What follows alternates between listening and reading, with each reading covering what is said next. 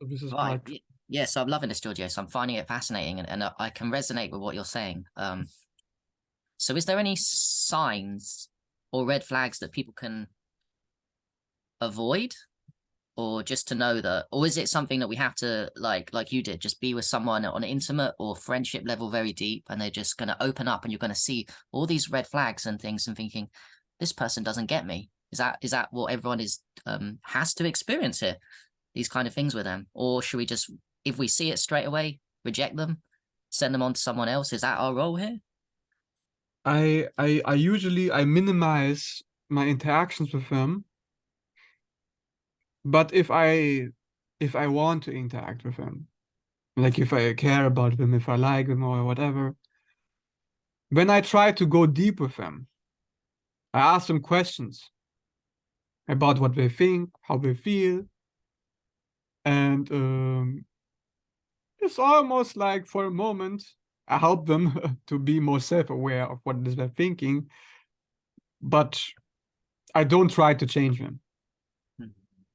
Like the narcissist gives us a good example because the narcissist wants to change you. He believes he knows best. Hmm. He knows better than you, so it's for your own good. So we must not do the same mistake. Hmm. Should never impose our concepts, our beliefs onto them. We can tell them, but the way we tell them is very important because the way they do it is to bulldoze, try to convince you. Um, they won't let you go. The way I do it, I ask them, do you think to harmonize at all costs, to have the same opinion no matter what, would also be good in this situation? Like, for example, if I said, I think Donald Trump was good for America, Yeah. and you say he's not good, would it be possible that there could be anything positive extracted out of my different opinion?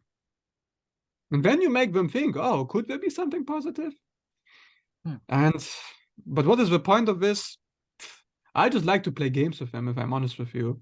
Yeah. Look at them like Yeah. a little pet. Yeah. Look, look, when we deal with people, we are always so serious, right? Yeah. Yeah. Yeah. Like we always want to do what's best, want to do what's right, but be a little bit more playful. Don't take it so seriously. Just relax. You don't need to do anything. You have no responsibility over this individual. He is not you. They have their own life. They have to figure it out. Let them. Yeah. But is it fair to say that people, I mean, you're strong and have a mastery in narcissism now, but when people don't understand what they're dealing with and they come with these people in their lives, I mean, it's easy for me and you to say now we can play with them because we understand the pathology either through real experience or books or both or just learning. Or, they can't, they do cause harm, I mean, we're playing with Yes, them at the highest that's right. levels when we That's right. understand, but they can cause harm if we don't know what they're doing. We cannot inform them. They are never gonna believe that being a separate entity, being an individual, is a good idea. Because there's so many logical reasons why it's not, actually. Because the nerves is stuck in their head. They have no connection to the heart. Right. Yeah. It's from the heart that we feel that our voice, our opinion, our feelings are important. Logically, if we were completely stuck in the head, we would say, just feelings, just opinions. What does it matter? Yeah. That is the narcissist. That is his world view. Do you know, I'm just thinking right now, I know that you're making me think a lot, and this is good. I think a lot of humans, what we're doing, me and you, is I'm talking to you with either knowledge that I'm aware of, and it makes you feel good. It makes me feel good, sorry, because I'm feeling like I'm being listened. Like you said earlier, I feel like I'm being listened to and understood with someone that's on a level with how I think and see the world. And they don't. They don't give us this. They don't give us that feeling. Um, and they, I think, maybe can never have the feeling that we have because they're not like us now. They can never have that feeling of joy of vibing, almost like, I think this, I'm going to share it with you, you understand who I am, because they know that we don't understand who they are, or we don't want to be like them, because we don't, even if they're like you, have a deep understanding of narcissism, you aren't good, they can't convince you to think like them, because you're you. So that creates in them a feeling, I guess, that they can never understand what it feels like to be human, if that makes any sense, in the sense of connecting and feeling like you're being listened to. They can never understand that. That sucks. Yeah, that sucks. It's like a nightmare. That's why I said in the beginning is you don't want to be like them, right? It's No. not enjoyable at all. It's not. They create all of these delusions because they are suffering constantly. They're in a constant state of, Yeah. I'm disconnected, I'm not feeling anything. It's the heart that nourishes us, gets our blood pumping. But it's not only the heart. The narcissist is dysfunctional on all levels. So the heart is fire element. And you have water element, which is the stomach. And the stomach is soft. It's about connecting, containing your feelings inside me and absorbing them, becoming one with what you feel. He also has no access to that whatsoever. He can think what you feel. He can know. Yeah. But it has no resonance because he believes he shouldn't contain your feelings, because feelings are a disease. It's subjective. You generate those feelings, so they must be wrong. Hmm. And then we have air element. So air element would be, I think something and I understand based on how we relate to each other. Like an idea comes from somewhere, I pick it up, I can look at it, and then I can watch it go away. I don't hold on to any ideas. But the narcissist puts us to a complete other level. The narcissist never ever holds on to anything. There's no attachment to anything ever. It's malignant detachment forever. That means I will not attach to an identity. I will not attach to a feeling, to a way of being, to a character. Like if I'm interacting with you, I have a character that I built. Yeah. I'm not conscious of it in the moment, but the character is Is the character how I see you and how you can help me and I can help you? That character. yeah, like how can you listen to what I have to say? Like why would you even care what I'm saying? And there's a character that has certain goals, certain values, certain objectives. The narcissist doesn't even have that. Narcissist doesn't even have that. The narcissist is like, right now, what do I need? Right now, I need your attention, or right now, I need you to listen to me right now. Yeah. But in general, there is no general. It's always in the now. There's no plan for anything. Almost There's like no a fight or commitment. flight survival shit. I'm in survival mode all the time, fight or flight, technically, right? That's exactly it, yeah. Technically, that is what's going on. That's why I say he's stuck in the reptilian brain. Yeah. Like if you think about reptilians being associated with psychopaths, it's because this is what matters. Survival is what matters right now, because I'm not attached to anything else. If you're not attached to anything, then automatically you will default to survival, because you need to survive at the end of the day. So think of okay, I need to be attached to surviving, but I refuse to attach. Oh, backup system, I'm stuck in the reptilian brain. Wow.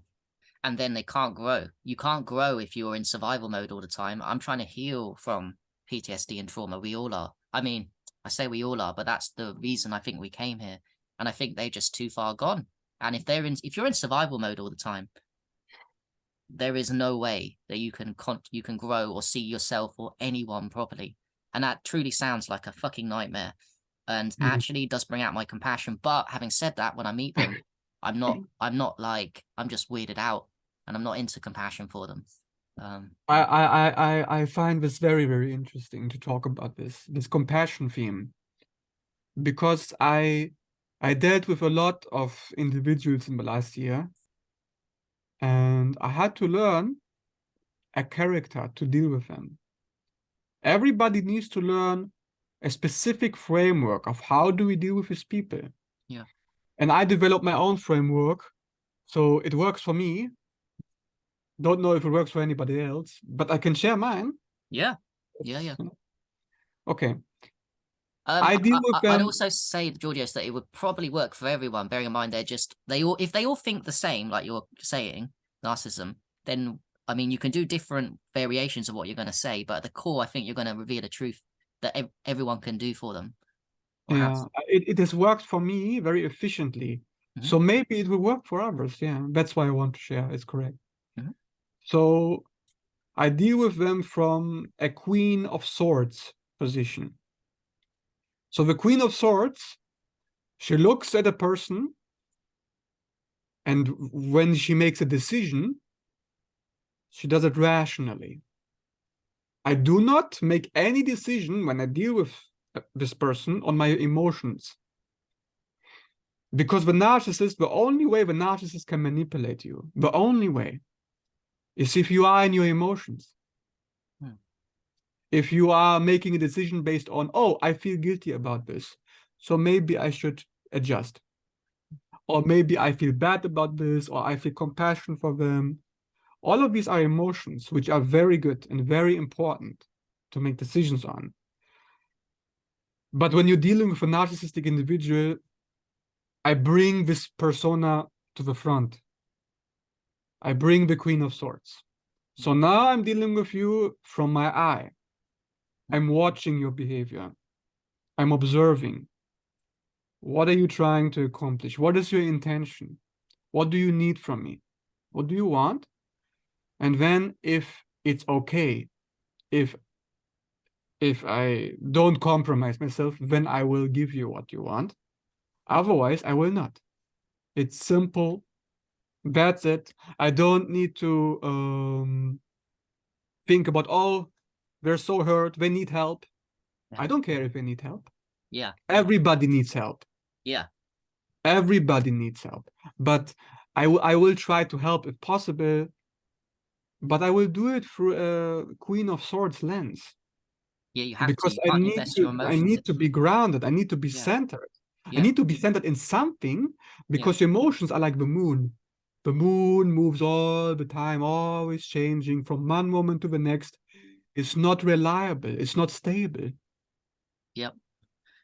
And you know what? I'm just thinking out loud, is if there's truly no hope for them, and I do believe there's something that they'll never see like we do, then we can't invest our time and energy into people. Why we do what we do is to make ourselves feel good and interact with people that are exactly like us. It doesn't mean we're not damaged, but it means that what I'm saying is you can connect with almost anyone that has some kind of capacity for understanding human connection and heart and just understanding others. But when they truly can't understand you as a species, you can never be friends with that. And yeah, like you said, it's dangerous to form a connection with that, because they will always end up seriously hurting you by being themselves and probably thinking it's okay. So that there must be some disconnect. I find the whole thing. How do you make a decision? How do you decide whether or not I will deal with you compassionately or not? Well, I won't invest my time and energy into people that can't grow. They can't grow. It's not they don't want to. Sorry, let me rephrase. If you can't grow, there's no point. I know that sounds crazy, and I don't actually mean that, because like I know normal people also don't. And I mean people that have been vaccinated and all these kind of things. They have something in them that you can feel good, like doing nice things for people that can enjoy when you talk to them, even small talk and stuff. But there's other people that we meet that can't. And I think narcissists come under that bracket of you can't give them authentically. Your authenticity can't change them or can't help them. There's nothing there. So it's really just, like you said, what can you get from them? And that sounds harsh, but that's got the way it's got to be. What can you get from them? if they want to come into your lives, what can you get from them? What can they offer you without harming you? You know? Is to be honest with ourselves at the end of the day. We are looking at things logically, not just like how society wants us to think. This is about also separation and individuation. The narcissist thinks in a way, oh, this is how I should think. The narcissist never thinks, first of all. The narcissist thinks based on what he has been told he should be thinking. That is the only thinking you're dealing with when you're dealing with a narcissist. In a normal, healthy individual, hopefully, they will make their own thoughts, their own opinions. So when I deal with people, I say, what's in it for me? If I don't ask that question, then what's the point? And it sounds very harsh, but I need to be operating from me. Yeah. I cannot just be like an extension of others again, which is exactly what the narcissist is and wants you to do. Don't give him that. So be authentic, because the narcissist is all about conform. Are you going to conform or not? And of course, we deal with other people. So if I'm dealing with you, I may bring out the high priestess, like if I want to understand you, if I want to go deeper into your mind, how you're feeling, so I can connect with that and to really make you feel like you are understood. Like if I want that for you, then I will try my best to give it to you. With a narcissist, I will do it if knowing it's pointless. If it is healthy for me, if it's good for me, if it drains me, then no. No, exactly. Yeah, because all of it's pointless. Here's a question I just thought of. So what happens if two full-on narcissists, do they work well together as friends in relationships, or would they just corrupt each other? They have the same values, the same beliefs. They believe they should be the same. But the problem is the narcissist thinks he got it figured out. So when the other narcissist disagrees, I don't really see it working out for long. No. Eventually, they have to separate. Yeah, because you got two people that think they're right and everything they believe. And that would be a nightmare. No. There's something interesting, though, to consider. The narcissist is a hive mind. He copies you. He mirrors you. And the narcissist with another narcissist, he will do this as well. He knows what kind of person you are. Sometimes better than you do. In some way, because he knows what you try to accomplish in a conversation. Like, there's something about what it's very hard to explain. Like, that's why it sounds confusing, because I need to think about it. Yeah, of course. I've dealt with narcissists, and whenever I deal with them, I noticed they want to connect to you. They do want to connect, but the way they do it is by mirroring you, because of course they expect you to do the same. They expect you to mirror them, but because there is no them, so it's just about you, really, at the end of the day. We all think it's about the narcissist, but the narcissist creates an environment that fits us. Because the narcissist believes not only do you need to synchronize, but he needs to synchronize to you as well. Like I said, it's not really just him. And in this synchronicity, it may work with another narcissist for a time, I don't know, because simply the narcissist knows in his world, disagreement is wrong, the disapproval of having a feeling or an opinion that's different, all false. So I need to align at all times. And if a narcissist knows how to align to you, if he can predict you, then he will do it automatically. But if he doesn't know you, then of course you will end up disagreeing with him. It's a bit strange, but it's completely unconscious. It's very 12th house in astrology, you know. Yeah. We have a 12th house. And the 12th house is about everything that's invisible and unconscious. And a lot of what happens with a narcissist is like that. It's like they absorb you, they become you, and then they need you to become how they interact with you. So whatever you do in a relationship with a narcissist, you don't have a relationship with a narcissist. You have a relationship with yourself through their eyes. And you are creating a fantasy of who they are. But there is no them, it's just you. Yeah. And the narcissist doesn't do anything consciously. Is not aware of anything. There's no self-awareness whatsoever. None. Yeah. Almost like So we can't expect them to be thinking about what they are doing. They don't think about what they are doing. No. Yeah. I mean, I'd say a lot of normal people have a serious lack in basic things too of self-awareness, but I think they present even less self-awareness if there's levels of self-awareness, due to the condition itself of full-on narcissism creates a serious blockage in self-awareness, the likes of which is truly shocking. It's crazy. Delusional almost. I think the word delusional is appropriate.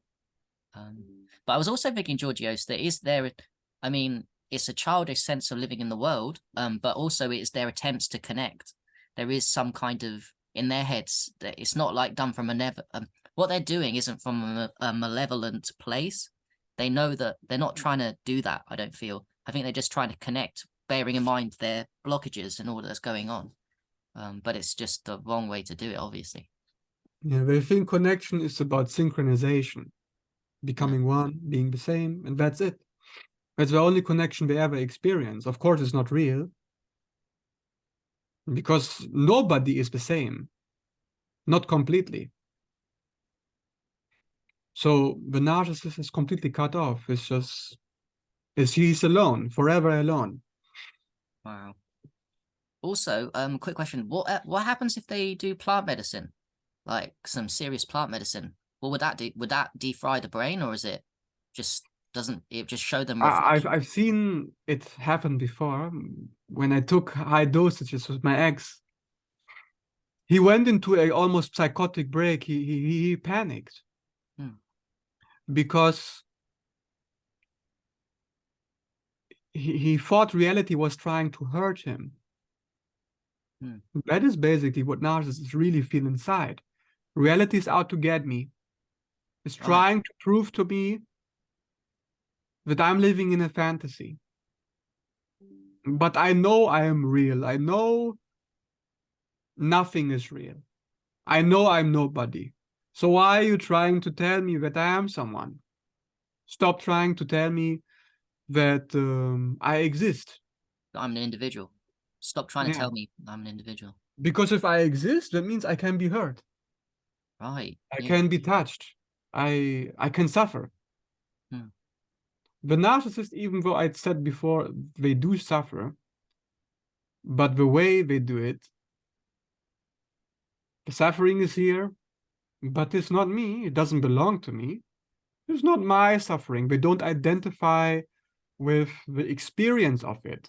It's like a movie, like I'm watching a movie on the screen. Yeah. Yeah. That's all. It means nothing to me. It's not me.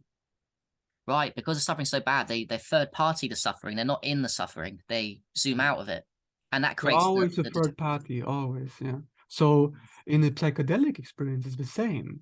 Yeah. Whatever the psychedelic tries to show them, they look at it through the lens of the movie. Oh, this is the movie it's trying to show me now, but there's more than that going on. Because when you take psychedelics, you can feel there's something happening. And the narcissist feels that too, but the narcissist confabulates. He explains it as, oh, no, this is wrong. Right. This is wrong what it is trying to do right now. It's evil, it's demonic, there's demons trying to possess me.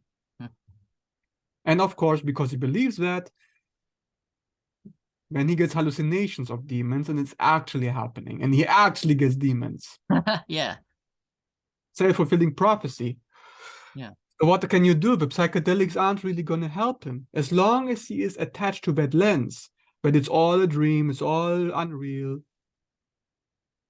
He's not going to believe whatever the psychedelic is trying to show him. Yeah. He cannot believe it. To believe it is to leave his own delusion behind. And he's simply not going to be able to do that. Because I've been guilty of, I mean, no one's perfect, right? And we've all got so much growing to do. So I had psychosis.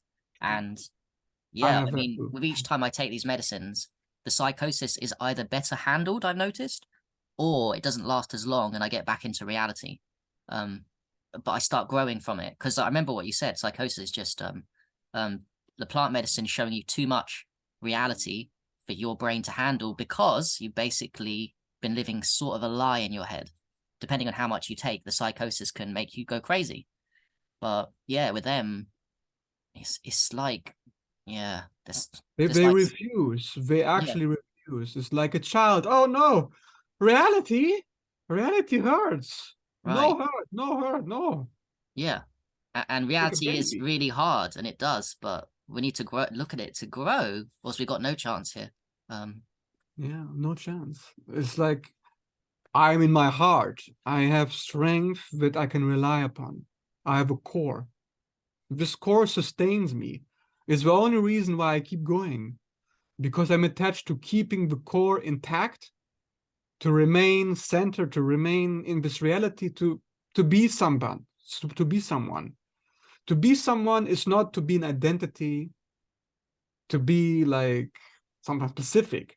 To be someone is to have access to reality as a separate entity. I cannot interact with reality that is out there. Like I cannot interact with you if there is no I. Yeah. Then why the fuck would I even interact with you if there is no I? What is the point? Yeah. It's meaningless. So I wouldn't feel any joy, any connection because you are not real. So it's pointless. And that is the narcissist's dilemma. Everything is completely pointless. And that is why he's always bored, always looking for the next fix, like a psychopath. They need the risk. Yeah. Yes, exactly. Yeah. Yeah. Very similar. That's crazy. It's been really good, this. I like this, Georgios. Is there anything you'd like to, that we haven't mentioned, you'd like to say to people? And also, how do people find you if they want to learn more about narcissism and all these things? So what can I add to finish it?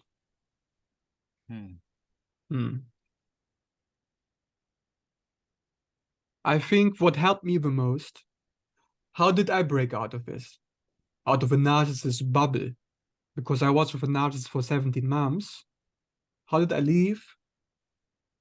Because I said that the spiritual community has sabotaged me. I have actually been reinforced in my trauma. I have been stuck because I detached from myself. And I thought, just like the narcissist, I had the same beliefs, but to be someone, to be interacting with reality, to care, to simply care about reality, to care about other people, but all of this is suffering, like Buddhism. Attachment is suffering. Attachment means to care. That is attachment. If you don't care, you will not be attached. Simple. So I had to learn to care again. The narcissists, will he ever learn? Doesn't look like it. I mean, he's convinced. The reason why not is because the narcissist deep down is convinced that caring is just not the way to go. It's just not the way to go. So don't ever fall into that trap. But of course, be flexible. Don't be rigid. Don't be like, so I have to care about everything equally. I have to care about every person equally. That is also a trap. When that's the opposite, the other side of the extreme. Hmm. Caring too much is also malignant. Yeah. It's the So balance. you need to balance it, yeah. Balance. You need to be flexible. If you are rigid in your beliefs, you are fucked. Yeah. Rigidity is always bad. So if you say, oh, my way is the best way because, and I will stay with it no matter what, yeah, it's rigid. To ever say no matter what, to use words like always, forever, there's a certain rigidity to it. Hmm. So just to be careful of that, yeah. To be flexible, but also not too flexible, because to be too flexible is another trap, because that's also rigid. Hmm. To be unconditionally open to everything, that's also a rigid way of being. But it doesn't maybe it doesn't look like it, but it is. Hmm. Yeah. Yeah. So that's my advice. Yeah. That's really good, Georgios. And how do people find smart. you? You're on Facebook, and I'll put the link, I think, when I put the YouTube up to your Facebook. You got an email? Do you Okay, use emails? so I'm basically just on Facebook. So like you can just link it in the YouTube description. Perfect. So that was awesome, man. Thank you very much for this. I really appreciate it. I hope people. Thank you. It was very good. You asked very good questions. We have a good conversation. As always, Georgios.